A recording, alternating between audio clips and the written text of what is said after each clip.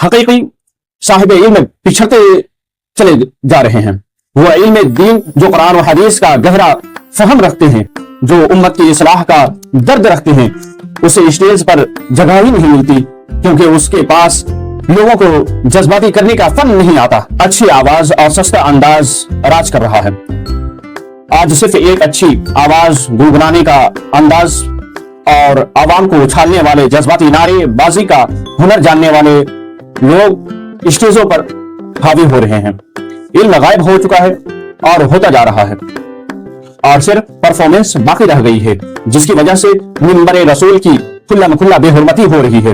اب آئیے تیسرا، علم دین کی تجارت اور حدیث نبوی کی وعید۔ جہاں تک کہ جلسوں میں جانے اور وقت دینے کے معاوضہ یا ہدیہ لینے کا تعلق ہے، اس میں کوئی قباحت نہیں کہ جو وقت دے رہا ہے اس کی وہ پیسہ لے یا پیسہ اس کو دیا جائے، مگر پھر یہاں پہ پھنس جاتا ہے کہ وہ اس کو بزنس بنا لیتا ہے یا وہ علم دین کو بیچنے لگتا ہے۔ لینا جائز ہے کیونکہ وہ بلا دنیا کے پیج میں پھنسے ہوئے وہ دین کے کام کر سکے، لینا جائز ہے، لیکن اس کو بزنس بنا لے، یہ کہاں تک کہ جائز ہوگا؟ آج کل نعت خوانی اور خطابت ایک نفع بخش کاروبار بن چکی ہے۔ ایڈوانس بکنگ، بھاری ڈیمانڈ، لاکھوں روپے کے سودے اور پروٹوکول کے بغیر اسٹیج پر نہ آنا، یہ سب اس کی کاروباری اور ذہنی حصہ ہے۔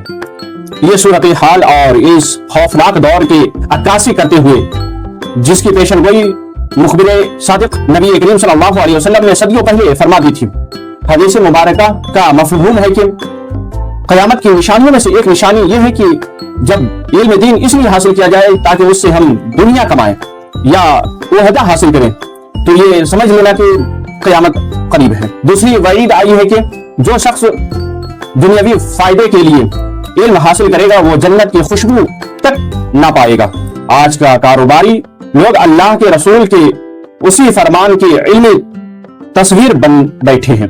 حاصل کرام یہ ہے کہ اصلاح کی ضرورت ہے۔ اگر اس بڑھتی ہوئی فتنے کو نہ روکا گیا تو نئی نسل کے بچے مذہب اسلام سے اعتماد بالکل اٹھ جائے گا، اور دین کوئی تفریح، انٹرٹینمنٹ یا کمائی کا ذریعہ نہیں ہے، یہ ہدایت کا راستہ ہے۔